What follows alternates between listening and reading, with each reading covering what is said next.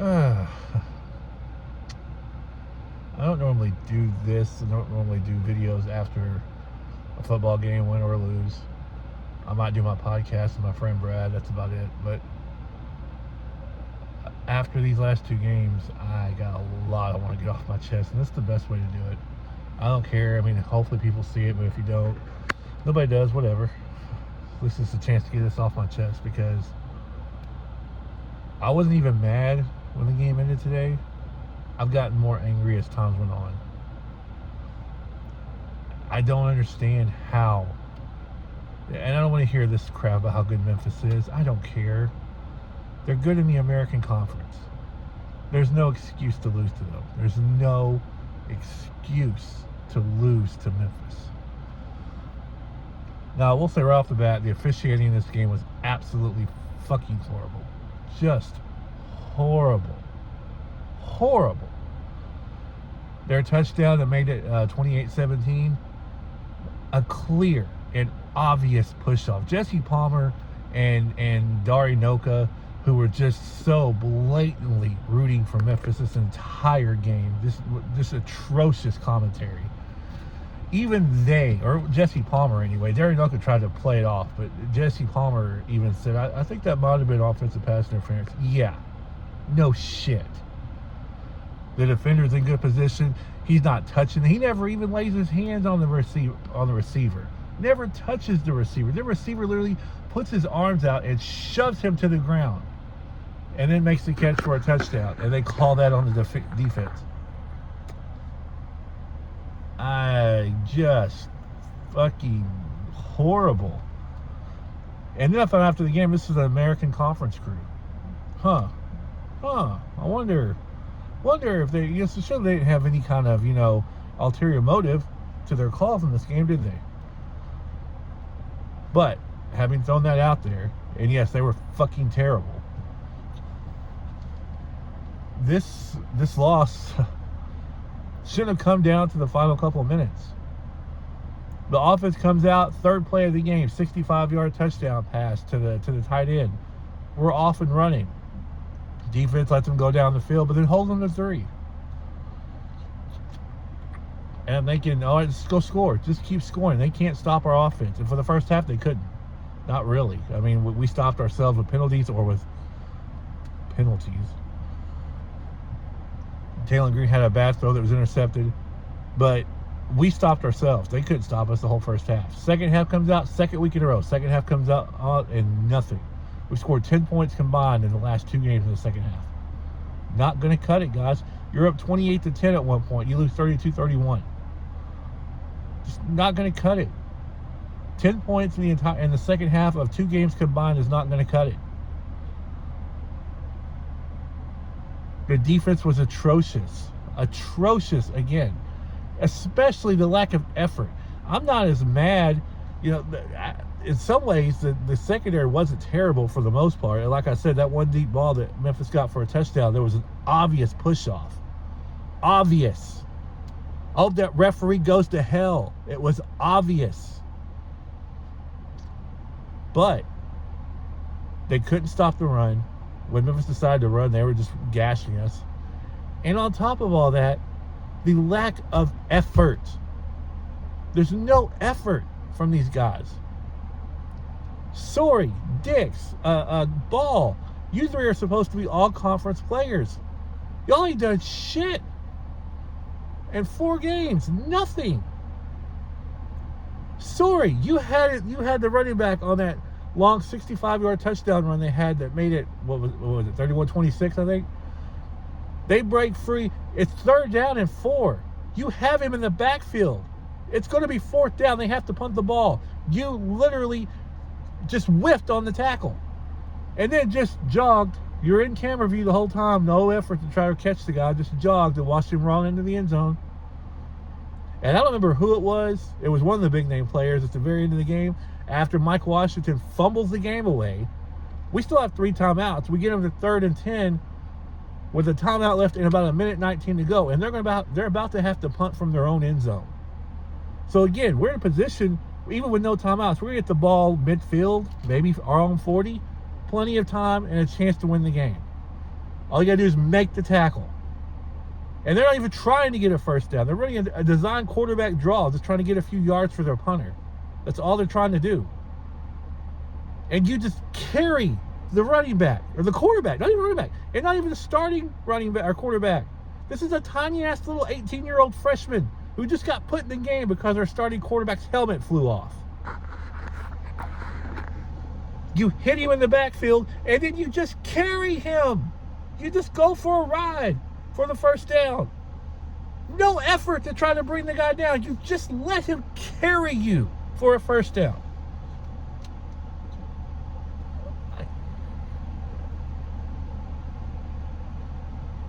This whole thing started last week. That just pathetic effort against Ole Miss. And then you still have a chance to win the game, which tells me Ole Miss isn't as good as everybody thinks they are. Because they should have run us off the field. You drive downfield, and I don't remember the kid's name. He bawled like a baby in the locker room. Good. I hope he's bawling again today. Fumbles the ball away at the end of the game. As bad as that was, I let myself think during the week, after I got over it, just beat Memphis. You're 3-1. You got a beatable Notre Dame team coming to town next week. It's a big one. You can go under your bye potentially at 4-1. Potentially. Then we jump on top early, and even when we hold them to a field goal, I'm thinking, okay, we're up 7-3. We just took their best shot. And here's the thing. If you weren't prepared and ready for this game, then that's on the players and the coaches. I'm not one of those people that's going to put everything on the coaches. At some point, the players have to man up and prepare themselves for a game like this. But that's not to say the coaches don't deserve a shit ton of credit for this debacle. Travis Williams should not be on the team plane home. Really, Pittman shouldn't either, but we all know Pittman will, because our University of Arkansas, okay, I'll go back. After the Ole Miss game, Hunter Yurichek's jerk-off ass goes to this Little Rock Touchdown Club. Tells everybody there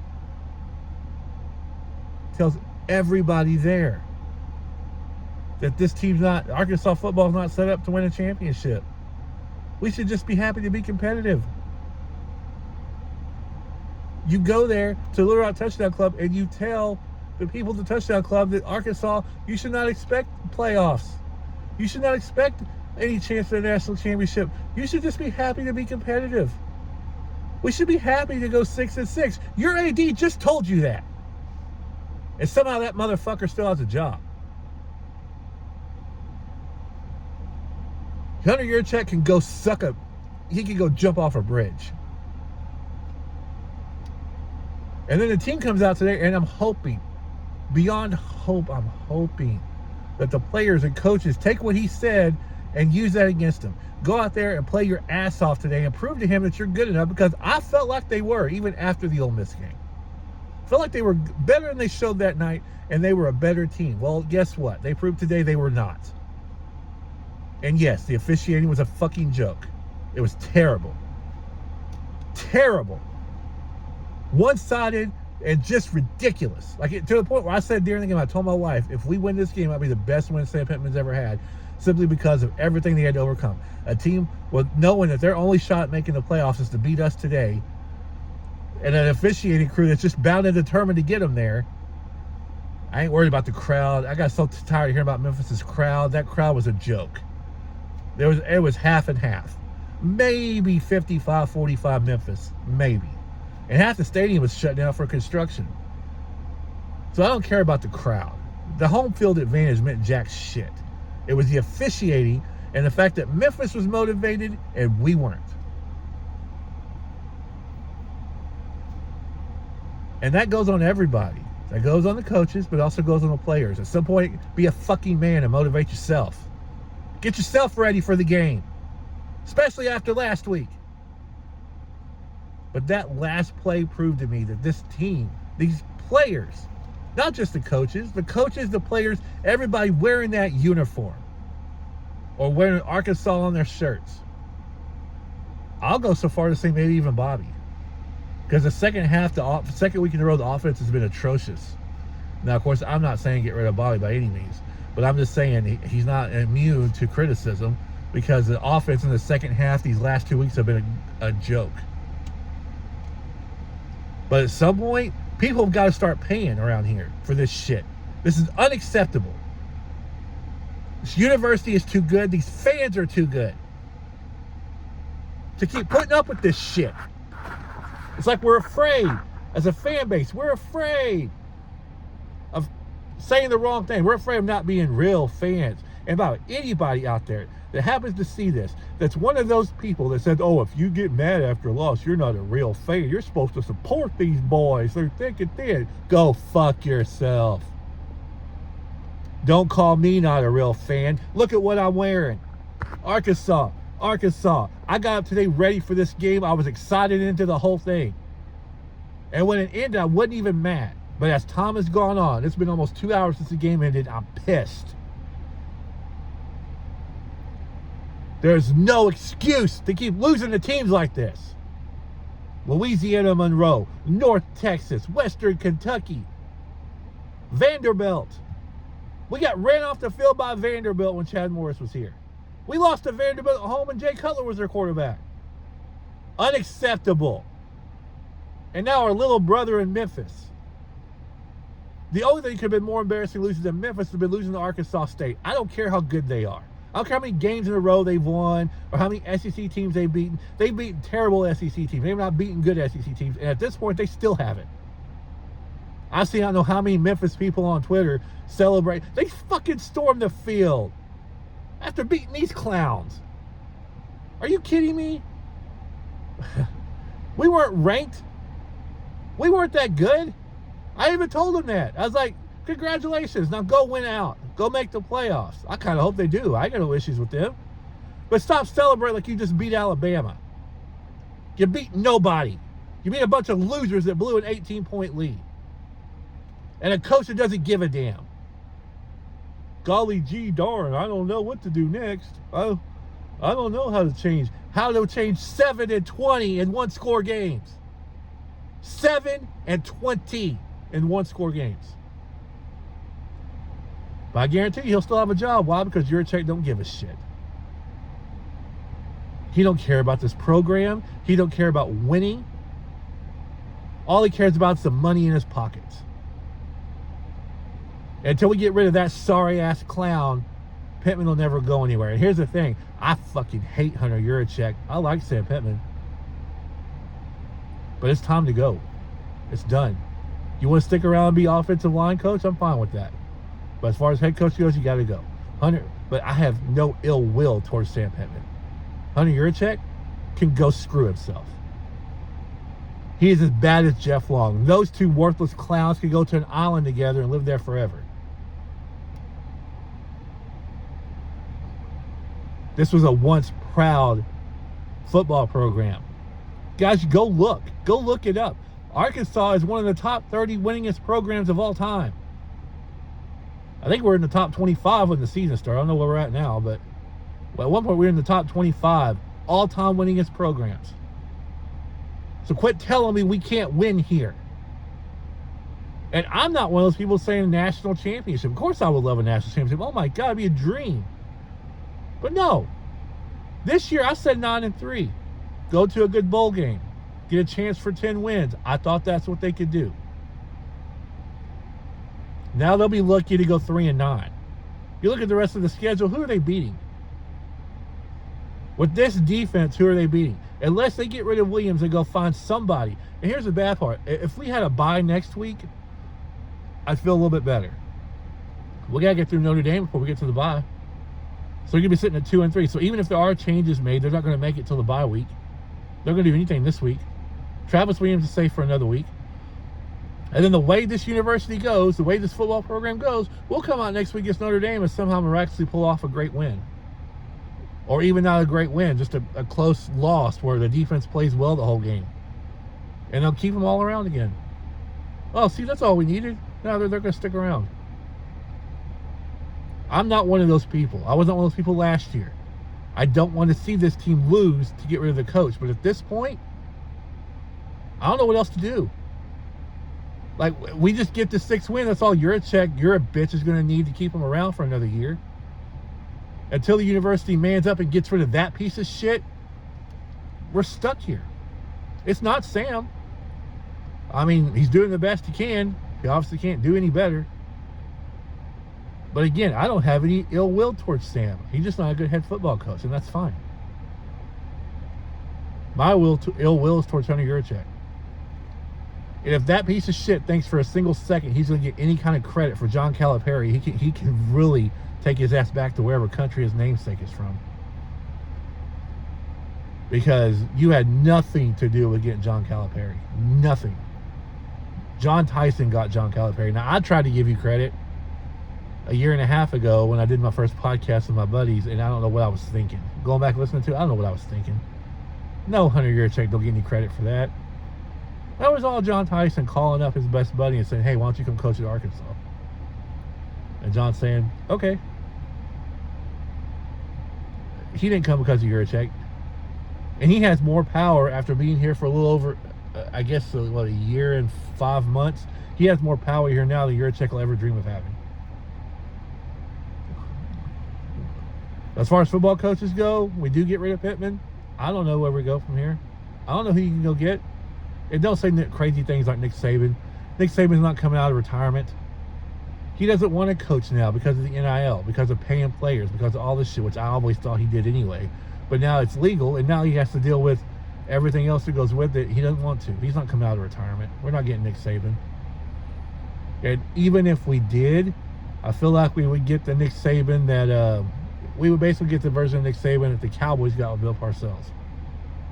I was excited to get Bill Parcells. He turned the football team back around, got us to the playoffs twice. But his heart wasn't, I don't think, fully into it, and neither would Saban's be. We'd have to go get somebody else. Dabo Swinney, he's leaving. I mean, he's after getting blown out today by Syracuse. I don't know he's much longer at Clemson. I don't know if we could afford him, though. I don't really know that. Really, look what he's doing in Clemson in the ACC. I don't know. I do know Alabama wanted him a bunch of times. If Alabama wanted him, that's good enough for me. So that would be the only name I can think of right off the top of my head is if they get rid of him at Clemson, go get Dabo Swinney.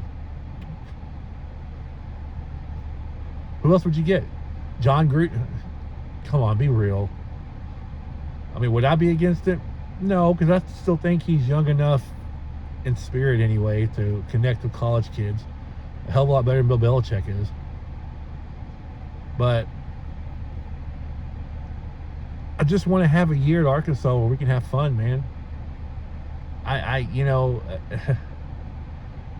Everybody bitched about the Houston Nut years, man, but other than 2 of those years, we were competitive. We were good. I know we had a year where we went 6-6 or 6-5 or whatever and lost in the UNLV Bowl. Okay. I'm not saying we were great every year, but shit like this didn't happen, man. We didn't lose to the Memphises of the world, or the ULMs, or the North Texases, or the Western Kentuckys, or the Vanderbilts. I mean, I guess he did lose that game to Vanderbilt with Cutler, but that's with an NFL quarterback. In 2005, we didn't even make a bowl game. But he beat Alabama. He beat LSU. He beat Auburn. He wouldn't have lost to Memphis today. In all honesty, though, I do think he should be our next AD. Get rid of Hunter Yurachek and bring Houston Nutt back home. Put him in the AD office.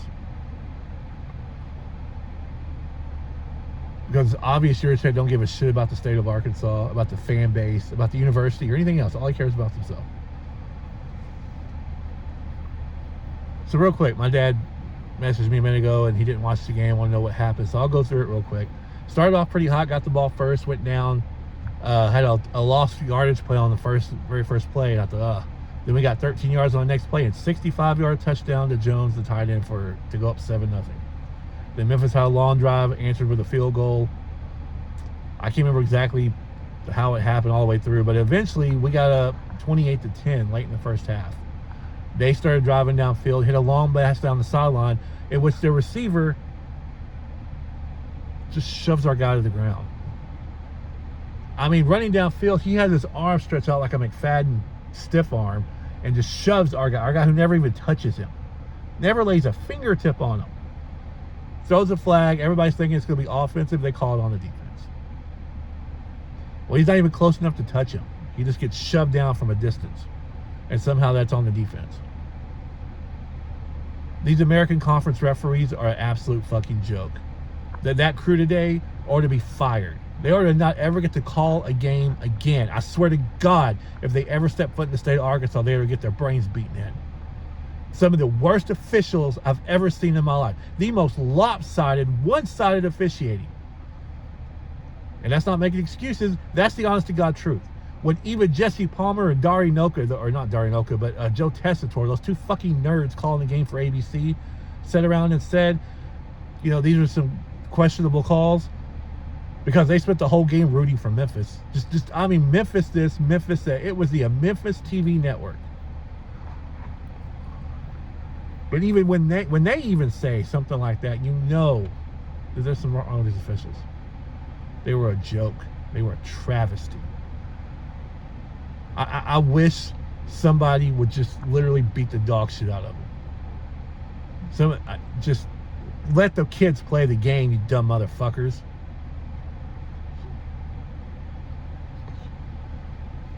But they get that touchdown. It's 28-17, and I'm still thinking we're in pretty good shape. We're getting the ball back.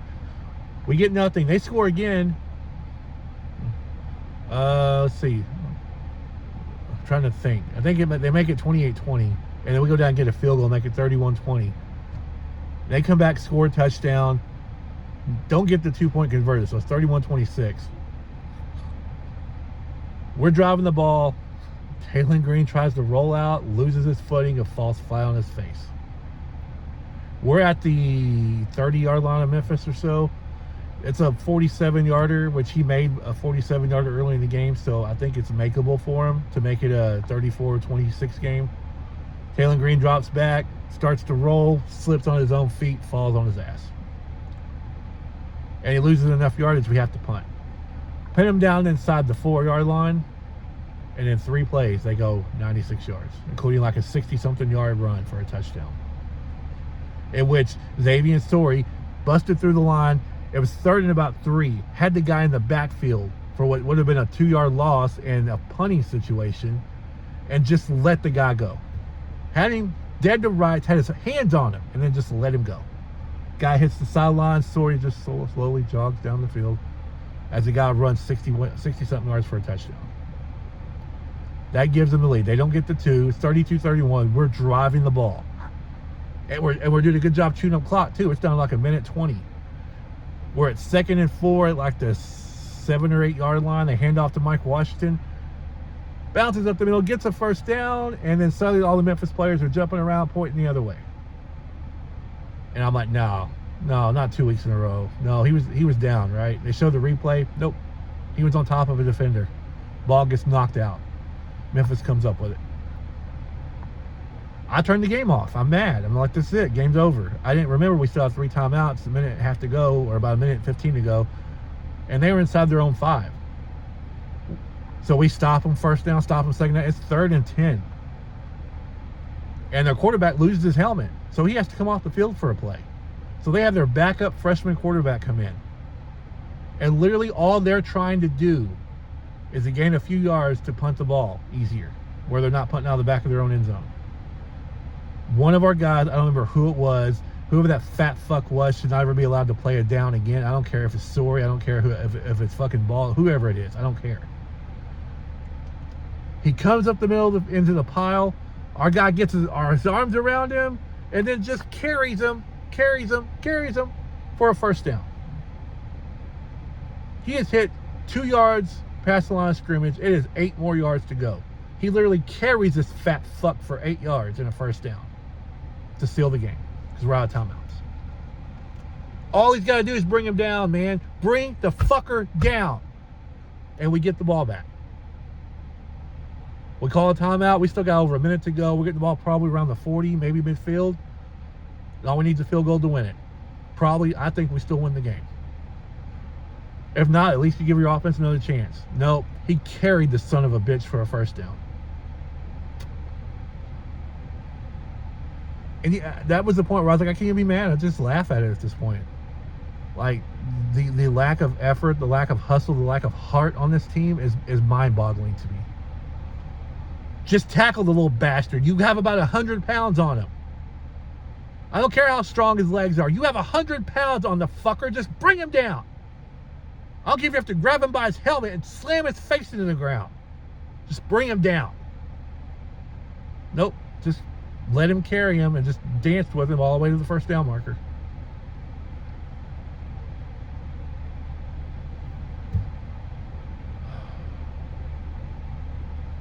I mean, at this point, I don't know what else you could say except that I'll keep hearing there's still a lot of football left to play. Who gives a shit at this point? Who gives a shit? Have you seen the schedule? Let me go through it real quick for you. Notre Dame next week, who's beating Purdue right now pretty handily. They're going to come in at 1-2. Guess what? Their whole season's going to be on the line. They can still make the playoffs because they don't have a conference to worry about. If they win out, they'll still make the playoffs at 10-2.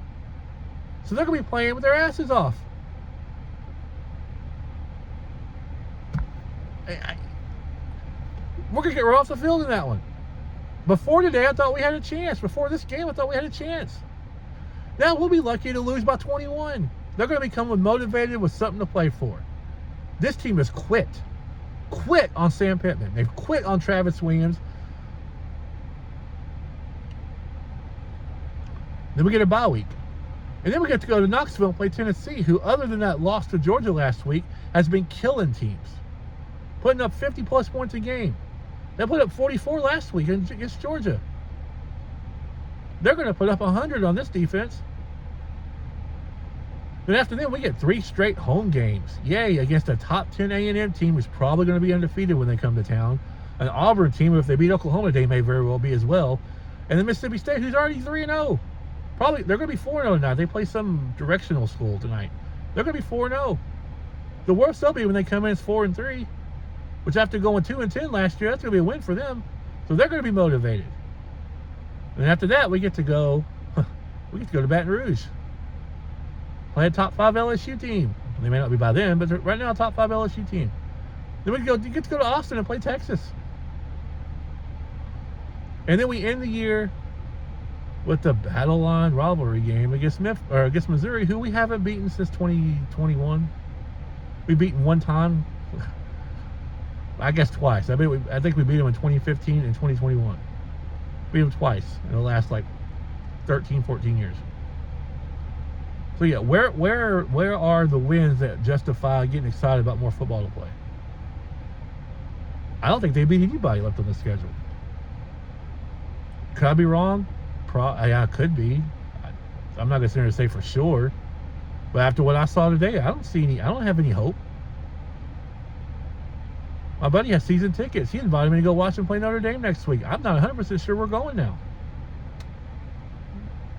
He said he wasn't really, right now anyway, maybe by the end of the week he'll change his mind. Right now he's not into it. I don't really know that I am either. I got tickets to take my nephew to see him play Mississippi State. I'm definitely going to go to that one because, well, we've already got my father-in-law bought the tickets, so we'll go. But what will that game mean by that point? Who knows? I mean, we may not win another game between now and then. We may be sitting at 2-7. The season may be over by then. Or no, 2-6. 2-6. They're 2-2 right now. They got, Notre Dame, Tennessee, A&M, and Auburn. So 2-6. They will probably be 2-6 when that game kicks off. Mississippi State will probably have a better record. Well, they will have a better record.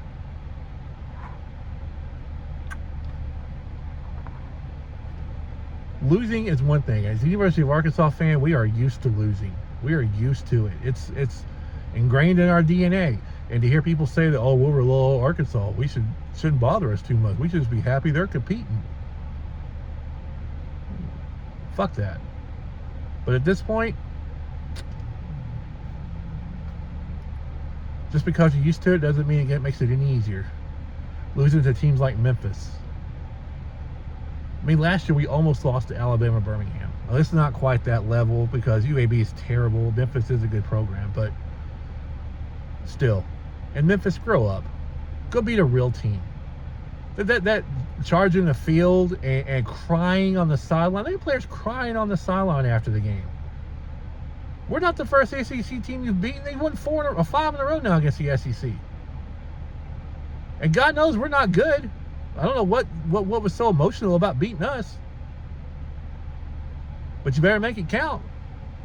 Because this one ain't going to mean shit to your resume if you lose a game. It ain't going to mean shit anyway when we go 2-10. I like you, Sam, but it's time, man. It's time to go. But who are you going to get? I don't know. I don't know if there's anybody out there to get. So the best of the hope maybe is that Clemson loses a few more games and Sweeney becomes available, and maybe somebody will open up their pocketbooks to get him here. I swear to God, if anybody says Mike Gundy, though, after Oklahoma State's debacle last night, no. Keep that old man away. But I don't know, guys. Tonight, Arkansas Tech plays Washita Baptist. I'm looking forward to that one. Maybe Tech will not let me down this time. Got the Cowboys and Bears tomorrow. The Browns and Packers tomorrow too, which that doesn't excite me very much. But I do have $10 on the Browns, so let's go Browns.